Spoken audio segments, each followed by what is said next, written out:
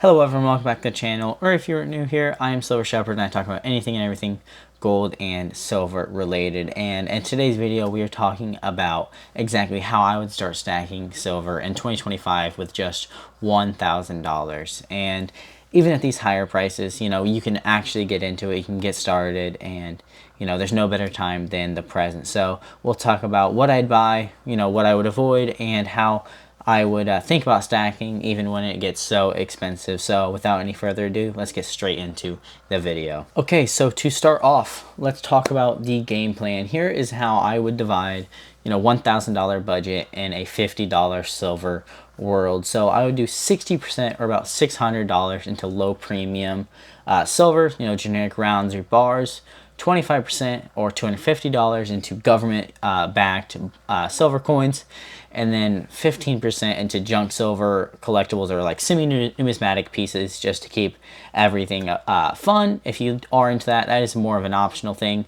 But yeah, that balance gives you value, liquidity, and very good long-term potential, even with the higher silver. So the foundation, the low premium silver, with $600, I would focus on low premium generic bullion, maybe 5-10 ounce bars, or things like buffalo rounds, sunshine minting rounds, things like that. So at $50 spot, premiums might be $2 to $3 on these. So you can get a 10 ounce bar for up to $530 or so. So I'd grab probably one 10 ounce bar, and then I would buy buffalo rounds for the next all the way up till $600, or as close as you can get to that.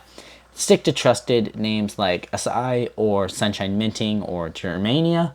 These bars hold their resale value super well and are very easy to trade. If you do have to buy online, stick to trusted places like SD Bullion, JM Bullion, APMEX, and places like that. You don't want to buy from like eBay or Facebook Marketplace, because there are scams out there, so be aware of that. And at these high prices, you don't want to overpay for fancy artwork. You want pure, recognizable silver, and that's exactly what these are. They're nothing fancy, but they are pure silver. So for the next thing is government coins, and you want to take the $250 and grab a few recognizable government minted coins. And right now, Maple Leafs, Britannias, and Philharmonics, which the Britannia is right here and the Maple Leaf is right here. Two beautiful coins. They often carry lower premiums than the silver right here, the American Silver Eagle, and they're trusted globally.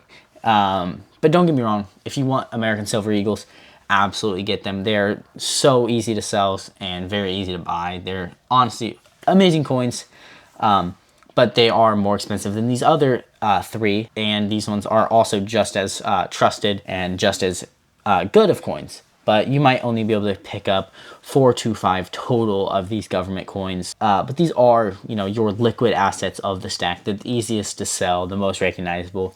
If silver ever spikes higher or you need quick cash, these are the pieces that everyone recognizes instantly, and you'll be able to sell very quickly. So newer Britannias and Maples also have the best anti-counterfeiting features, which really matters now that silver is is more valuable than it was before, because that means more people might try and fake, or there might be more scammers out there.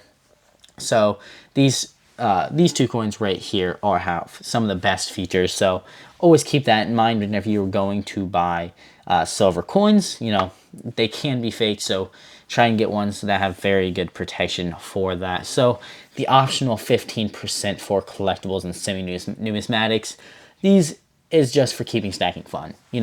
Maybe a coin like Chinese Panda, the Libertad, Kookaburra.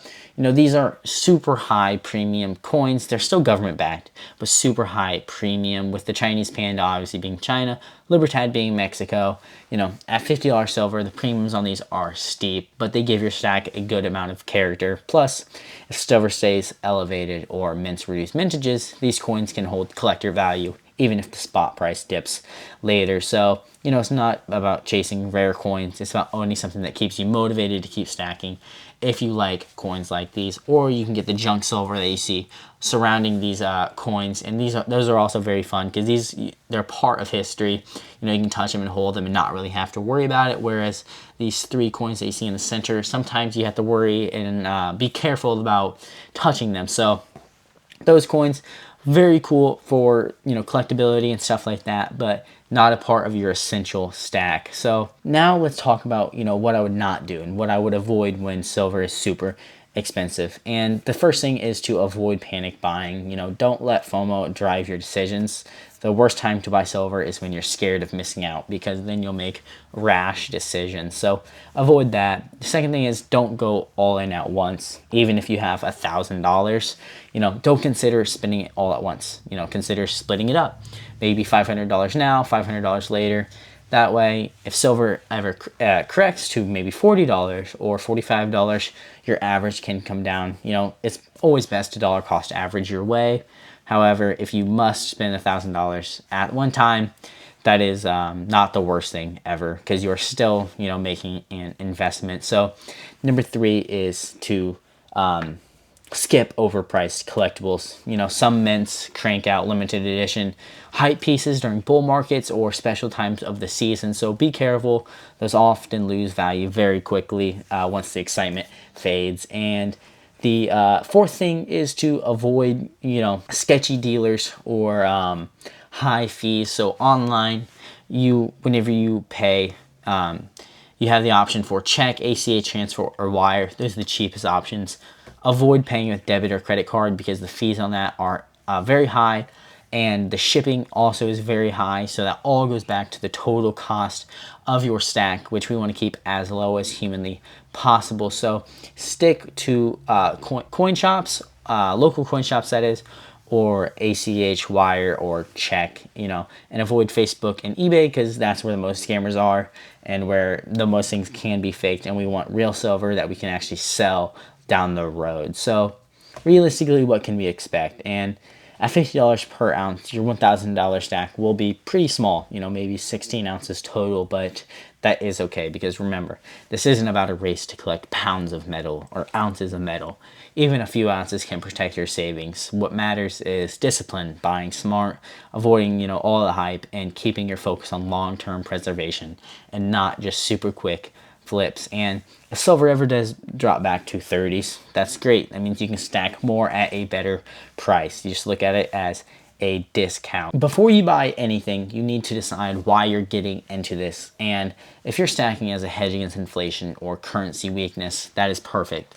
Silver still plays that role beautifully. But if you're thinking, I'll double my money next year with silver, that is not what it is. At $50, the easy gains are likely gone for right now, until the next, bull run. So I'd approach my stack as a long-term savings plan, not a get-rich-quick trade.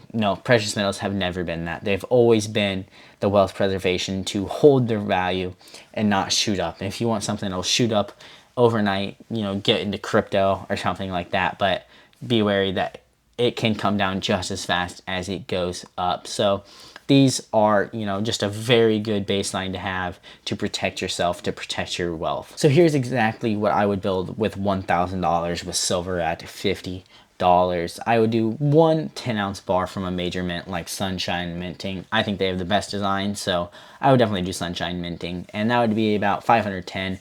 Then I would do 2 or 3, or the maximum amount of Buffalo rounds that I could buy to get to $600. And then I would buy 5 Britannias or Maple Leafs. Maybe you can do 2 and 3 of one. So that'll be about $250 if it is exactly 50. Probably won't be. It'll probably be a little bit more. So you'll probably have to do 4. But yeah, they have the best security features and the lowest premiums of the government-backed coins. And then for the collectability, maybe a Chinese panda. They have a beautiful design. I really like it. And then some leftover with junk silver for all of the leftover money that you have. And that is about 15 to 16 ounces total, split between pure value and trusted recognizables. It's not super flashy, but is a solid, honest start for uncertain times. So that is exactly how I would start stacking silver in 2025 if I had $1,000 to spend and silver was $50. So stacking is about timing the perfect price. It's about building something real, piece by piece, that you can actually control. So if you found this video helpful, hit that thumbs up button, subscribe for more silver and gold talk, and let me know in the comments, what would you do with $1,000 right now? Thank you for watching.